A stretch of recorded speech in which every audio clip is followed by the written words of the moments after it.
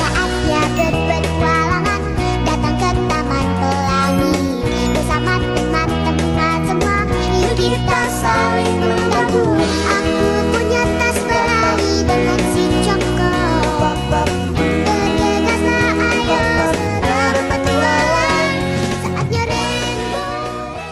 Assalamualaikum warahmatullahi wabarakatuh. Perkenalkan, nama saya Tasya dengan NIM 220407502104 dari kelas M227.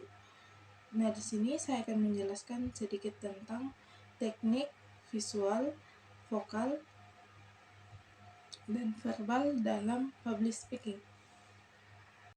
Pembicara yang baik seharusnya memiliki vokal yang baik, verbal yang tepat, dan visual yang menarik. Vokal atau suara yang baik adalah suara tidak terlalu tinggi dan juga tidak terlalu rendah. Jika terlalu tinggi, maka terkesan tegang, dan jika terlalu rendah, maka terdengar seperti berbisik. Belum ada definisi atau vokal suara yang baik yang menjadi standar dimanapun, karena semua vokal atau suara seseorang masing-masing memiliki sifat khas. Demikian juga dengan aspek verbal. Berhubung dengan pilihan kata dan kalimat seseorang pembicara dalam menyampaikan suatu pembicaraan, termasuk di dalamnya adalah cara mengucapkannya, sedangkan visual adalah berkaitan dengan tampilan luar dari seseorang pembicara, baik apa yang dipakai maupun ekspresi wajah dan gerak tubuh saat bicara di depan publik. Nah, ada 3 hal yang harus diperhatikan dan dioptimalkan, yaitu verbal atau kalimat, voice, suara atau vokal, dan visual atau penampilan. Apa yang tampak oleh audiens dari seseorang pembicara, seperti apapun jenis suara yang dimiliki, sama-sama memiliki potensi untuk menjadi suara yang baik asal dikelola dengan baik. Nah, saya akan menjelaskan secara singkat dan sekaligus memberikan contoh-contoh latihan untuk mengoptimalkan bagaimana kualitas dan kemampuan dalam vokal, verbal, dan visual sebagai modal dasar public speaking. Nah, yang pertama yaitu vokal atau suara. Suara yang dihasilkan dari getaran pita suara saat manusia berbicara atau mengeluarkan kata-kata. Suara bisa menjadi daya tarik atau point of interest luar biasa bagi seseorang. Suara manusia terbagi atas beberapa jenis, baik untuk pria maupun wanita. Yang pertama yaitu jenis suara pria. Jenis suara pria terbagi menjadi 3, yaitu yang pertama tenor. Tenor merupakan suara pria yang memiliki rentan suara yang tinggi dan cerah. Tenor biasanya memiliki suara yang kuat dan jernih dengan rentan yang masing-masing notas yang tinggi. Yang kedua, bariton. Bariton merupakan suara antara tenor dan bass yang memiliki rentan suara yang sedang dan hangat. Bariton biasanya memiliki suara yang kaya dan ekspresif dengan rentan yang mencapai notas-notas yang sedang. Yang ketiga yaitu bass. Bass merupakan suara rendah pria yang memiliki rentan suara yang rendah, dan bass biasanya memiliki suara yang kuat dan berat dengan rentan yang mencapai notas-notas rendah. Yang bagian B, jenis suara wanita. Suara wanita juga terbagi menjadi 3, yaitu yang pertama sopran. Sopran merupakan suara wanita yang paling tinggi dan paling dominan dalam musik klasik. Sopran memiliki arti melampaui atau super. Yang kedua, mezzo-sopran. Mezzo-sopran merupakan suara wanita yang berada di tengah antara sopran dan kontralto. Mezzo-sopran memiliki kualitas suara yang lebih kaya dan lebih dalam daripada sopran, dan seringkali berperan dalam menyanyikan bagian harmonis atau vokal pendukung dalam komposisi. Yang ketiga, alto atau kontralto merupakan suara rendah pada wanita. Alto atau kontralto seringkali digunakan untuk menyanyikan yang lebih dalam dan lebih berat dengan karakter suara yang lebih gelap dan kaya. Adapun beberapa kriteria suara yang baik diantaranya adalah yang pertama, bernada menyenangkan, membawa rasa persahabatan dan keakraban. Yang kedua, terdengar alami, merefleksikan kepribadian pembicara yang sebenarnya. Yang ketiga, dinamis dan bertenaga, punya kekuatan meskipun saat berbicara tidak dengan nada tinggi atau keras. Yang keempat, ekspresif atau mengungkapkan berbagai arti dan rasa serta monoton. Yang kelima, mudah didengar dan dimengerti, cukup volumenya untuk dengar dan jelas. Ada beberapa hal yang berkaitan dengan teknik vokal. Itu yang pertama, tone, yaitu suara pemilihan tone atau juga memperhatikan jumlah peserta, tempat kegiatan, dan kondisi lingkungan kegiatan berlangsung.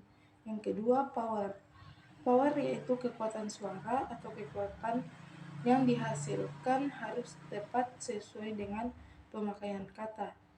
Pembicaraan juga harus diperhatikan variasi power dalam presentasinya. Yang ketiga yaitu timbre atau warna.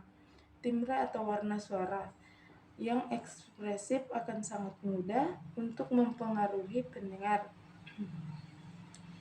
Yang keempat, speed atau tempo. Standar kecepatan suara harus menyesuaikan dengan situasi dan kondisi serta kebutuhan.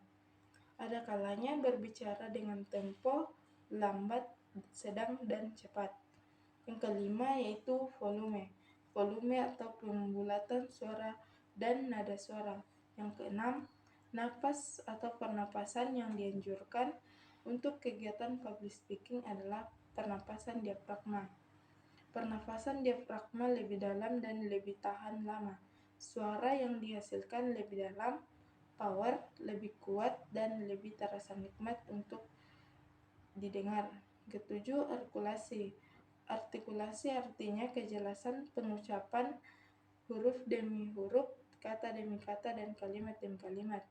Yang selanjutnya, vibrasi, yaitu proses menciptakan getaran-getaran halus pada suara.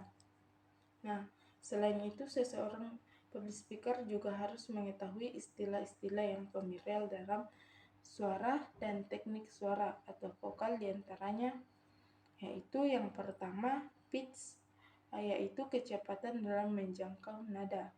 Nada yang false biasanya disebabkan oleh lemahnya contralto pitch. Yang kedua, duration, yaitu lamanya suara nada yang dibunyikan. Yang ketiga, timbre atau warna. Yang keempat, ambitus, yaitu wilayah jangkauan nada yang bisa dijangkau seseorang.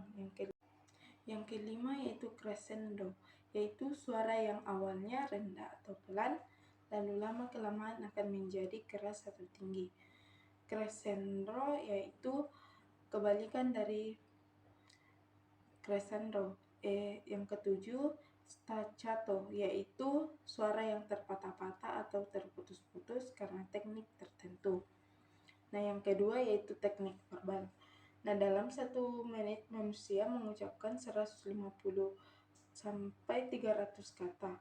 Itu artinya dalam sehari kita bisa mengucapkan 45 sampai 50.000 kata dan lebih dari 80% dari apa yang kita katakan dapat berpotensi akan mempengaruhi kehidupan seseorang, dan orang dewasa akan menghabiskan 30% waktu dalam kesehariannya untuk berkata-kata.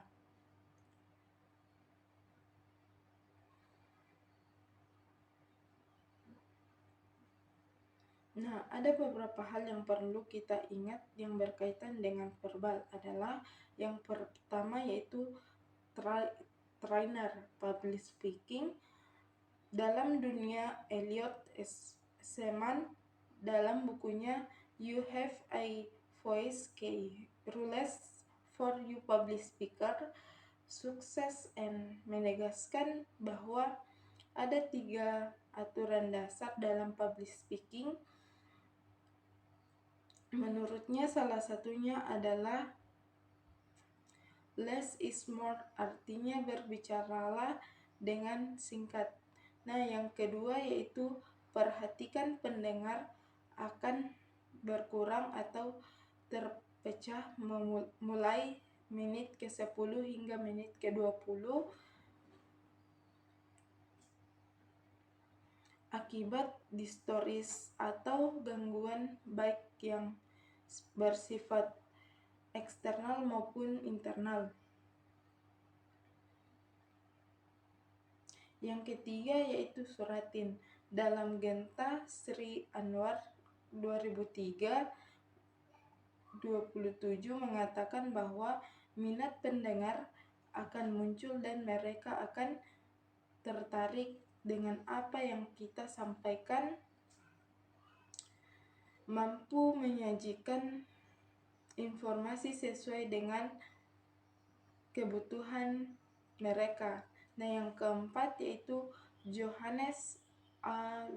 Wijaya 2007-218 menyatakan bahwa sebuah presentasi atau pembicara minimal ada 5 hal yang harus kita lakukan, yaitu menginformasikan, meyakinkan, menghibur, serta menyentuh emosi dan motivasi atau menginspirasi untuk bertindak.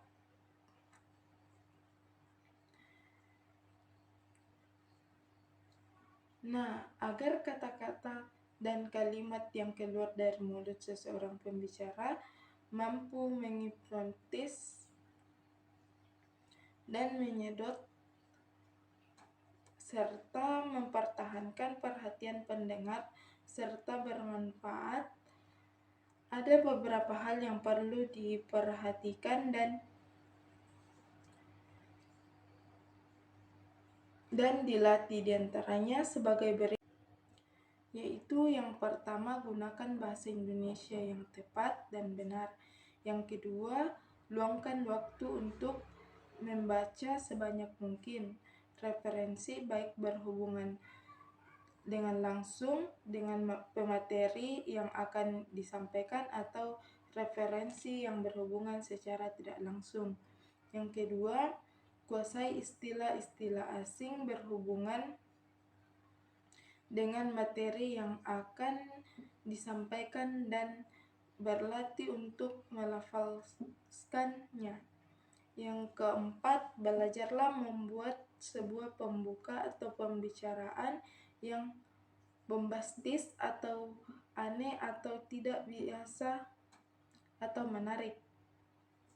Nah, yang kelima yaitu jangan membuat penilaian negatif terhadap diri sendiri atau self-limiting statement atau mengkritik diri sendiri dengan alasan yang tidak jelas atau mendasar. Yang keenam, lakukan analisis audiens, minimal analisis psikologis atau demokratis dan demokrasi.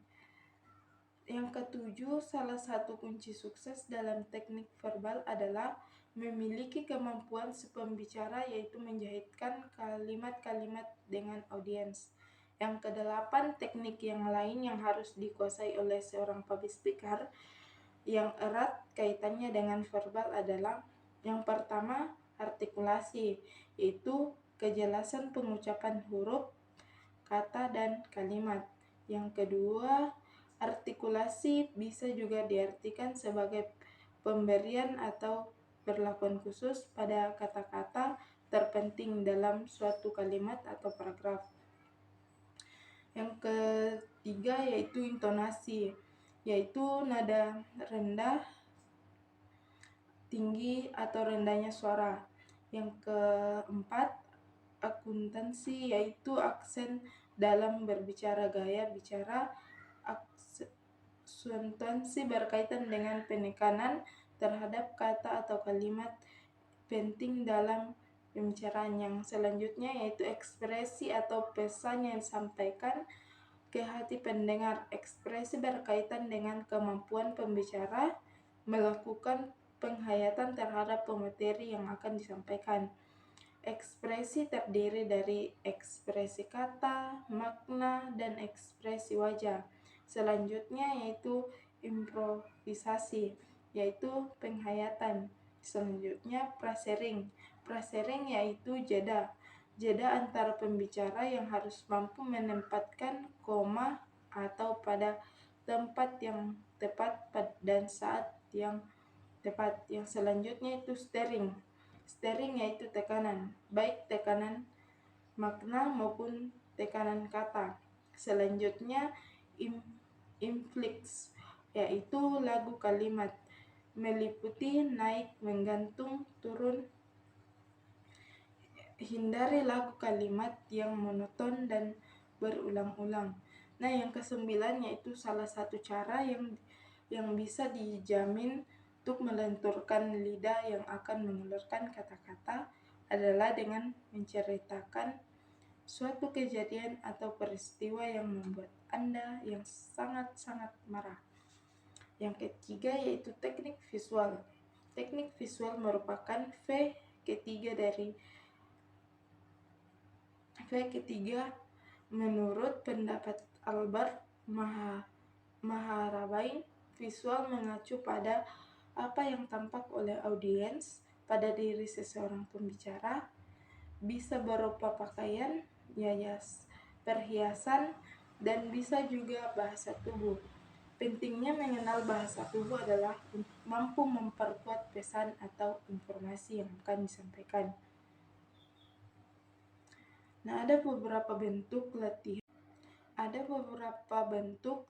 untuk mengoptimalkan aspek visual adalah sebagai berikut. Yang pertama yaitu latihan di depan cermin, yang kedua latihan rekaman aksi, yang ketiga latihan pada badan, pakaian, yang keempat latihan gerak, yang kelima gaya over. Video penjelasan tentang teknik visual, vokal, dan verbal dalam public speaking. Bye-bye.